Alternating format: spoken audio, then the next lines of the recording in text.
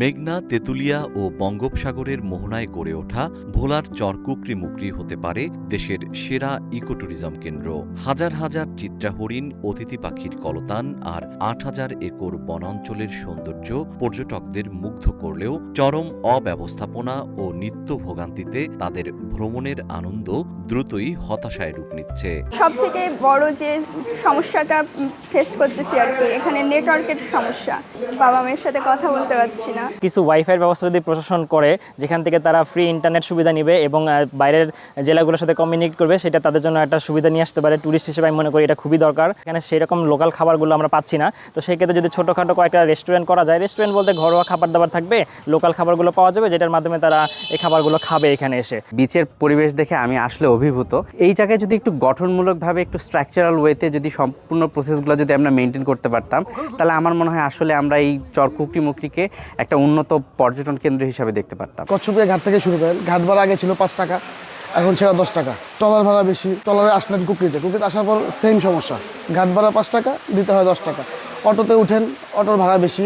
স্থানীয় লোকজনের কাছে যেটা 20 টাকা দাম, আমাদের কাছে 40 টাকা 50 টাকাও রাখে। খাবারের দাম বেশি, আশেপাশে ঘুরে দেখবেন ট্রলার নিয়ে, ওই ট্রলারের ভাড়া বেশি, ওটা সিন্ডিকেট করে রাখছে। ১৯৮১ সালে বন্যপ্রাণী অভয়ারণ্য ঘোষিত এই দ্বীপে প্রায় ১৫ থেকে ১৮,০০০ চিত্রা হরিণ, শীতকালের ৪০টিরও বেশি প্রজাতির অতিথি পাখি এবং মেছো বিড়ালের মতো বিরল প্রাণীর নিরাপদ আবাস রয়েছে। অথচ এত সম্ভাবনা সত্ত্বেও কচ্ছপিয়া ঘাট থেকে দ্বীপে যাতায়াতে এখনও একমাত্র ভরসা ট্রলার বা স্পিডবোট। যাতায়াতে অতিরিক্ত ভাড়া আদায়, সীমিত নৌ যোগাযোগ, দুর্বল মোবাইল নেটওয়ার্ক, বিশুদ্ধ পানির তীব্র সংকট এবং পর্যাপ্ত আবাসনের অভাব দূর দূরান্ত থেকে আসা পর্যটকদের বিড়ম্বনায় ফেলছে। টুরিস্ট কম, শীতের সিজন অনুযায়ী কম। তবে কচ্ছপিয়া যদি টুরিস্ট আসে, সেখানে একটা সেন্টিগেট, কচ্ছপিয়া থেকে যখন কুকরি মুকরি ঘাটে আসে তখন একটা সেন্টিগেট। থাকার কাপল গেস্ট আইসা চলে যায় শুধু বাথরুম আর টিউবওয়েলের কারণে। এই দুইটা জিনিস নিয়ে আমরা খুব ভোগান্তির ভিতরে আছি, এই জন্য আমাদের বৃষ্টি আস্তে আস্তে চলে হয়ে যেতেছে। এমনকি ২০২৩ সালে উদ্বোধন করা ইকো পার্কটিও এখন পর্যন্ত জনবল ও বাজেট স্বল্পতায় জঙ্গলে ঢেকে গেছে। নেই বর্জ্য ব্যবস্থাপনা, ফলে প্লাস্টিক বর্জ্যে মারাত্মক ঝুঁকিতে পড়ছে সংবেদনশীল উপকূলীয় এই বাস্তুতন্ত্র। স্থানীয় ব্যবসায়ীদের মতে মৌলিক সুবিধার অভাবে পরিবার নিয়ে আসা দর্শনার্থীরা দ্বীপের প্রতি ধীরে ধীরে উৎসাহ হারিয়ে ফেলছেন। জেলা প্রশাসক ডাক্তার শামীম রহমান জানান, দ্বীপটিকে পরিকল্পিত ইকোট্যুরিজম হিসেবে করতে কাজ চলছে। ভোলাকে পর্যটন বান্ধব একটা জেলা হিসেবে আমরা রূপান্তর করতে চাই। সে লক্ষ্যে আমরা জেলা প্রশাসক সম্মেলনে আমরা প্রস্তাব দিয়েছি। এটা ক্রুজ সার্ভিস, এই ক্রুজ সার্ভিসের জন্য আমরা প্রস্তাব দিয়েছিলাম।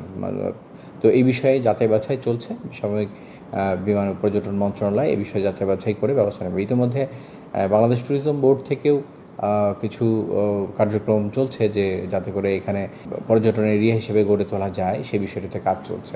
পর্যটন যে স্থাপনা এবং অবকাঠামো, সেটি তো রাতারাতি আসলে গড়ে তোলা সম্ভব না। এটি দীর্ঘমেয়াদী পরিকল্পনার বিষয়। স্বল্প মেয়াদে আমরা আমাদের কাছে জেলা প্রশাসনের কাছে দুর্যোগ ব্যবস্থাপনা ত্রাণ মন্ত্রণালয়ের যে টিয়ারকাবিঘা আছে বা অন্য যেখানে আছে, যেমন জেলা পরিষদ আছে, জেলা পরিষদ থেকে যদি জেলা পরিষদের প্রশাসক আছেন, তিনি যদি ব্যবস্থা গ্রহণ করেন, আমরা এই বিষয়ে রিকোয়েস্ট করেছি। কিন্তু এই সবই অর্থপ্রাপ্তির সাথে সম্পর্কিত, বাজেট বরাদ্দের সাথে সম্পর্কিত। আমরা যত ধরনের অবকাঠামোর কথা বলেন, সুযোগ সুবিধার কথা বলেন, সেই বিষয়গুলি সাথে অর্থের একটা যোগ রয়েছে।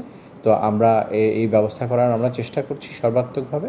এটি সংস্থান হলেই আমরা এই কাজগুলি করে ফেলব। পাশাপাশি কচ্ছপিয়া ঘাটে এবং ঘাট থেকে পর্যটকদের যাওয়ার বিষয়ে একটি কিছু অভিযোগ আছে, সেই বিষয়ে আমরা উপজেলা প্রশাসনকে নির্দেশনা দিয়েছি যাতে করে এই বিষয়গুলি ভালোভাবে দেখা হয়। এদিকে ইউএনডিপির national coordinator doctor Mozammel Haque ও পটুয়াখালী বিজ্ঞান ও প্রযুক্তি বিশ্ববিদ্যালয়ের অধ্যাপক ডক্টর মোহাম্মদ রুহুল আমিনের মতে কংক্রিটের ভিত্তি নয়, নির্ধারিত ভাড়ায় সি ট্রাক টেকসই বর্জ্য ব্যবস্থাপনা ও পরিবেশ বান্ধব হোমস্টের মাধ্যমেই গড়ে তুলতে হবে প্রকৃত ট্যুরিজম। বাংলাদেশের অত্যন্ত সম্ভাবনাময় পর্যটন স্পট, কারণ সুন্দরবন ভ্রমণ করতে গেলে অনেক ধরনের প্রতিবন্ধকতার শিকার করতে হয় এবং ওখানে যাওয়া এত বেশি সহজ নয়। কিন্তু এখানে সুন্দরবনের আদলে যে ম্যানগ্রোভ ফরেস্ট রয়েছে এবং অন্যান্য যে অ্যাট্রাকশনগুলো রয়েছে, সেগুলো যদি সুন্দরভাবে অর্থাৎ পরিকল্পিত পর্যটনের মাধ্যমে বাস্তবায়ন করা হয়, তাহলে কিন্তু এখানে যথেষ্ট সম্ভাবনা রয়েছে। এখানে যে ন্যাচারাল রিসোর্স আছে, এটা কিন্তু অন্য কোথাও নাই। এখানে যে সুন্দর গাছপালা প্লাস আপনার যে আশেপাশের যে নদী নালার যে অবস্থান, সেইটা দেখার জন্য আমি মনে করি দেশি বিদেশি সমস্ত লোক এটা দেখবে। বিশ্বের এটা যে আমরা আরেকটু প্রচারের মধ্যে আনতে পারি, সেক্ষেত্রে চরকুকরিমুকরি এলাকার আর্থসামাজিক অবস্থার প্রভূত উন্নয়ন সাধন হবে। সময়োপযোগী সিদ্ধান্ত ও সঠিক পরিকল্পনা বাস্তবায়ন হলে চরকুকরিমুকরি হতে পারে বাংলাদেশের পর্যটন খাতের এক অনন্য রোল মডেল। জিএম শিহাব, রূপালী বাংলাদেশ।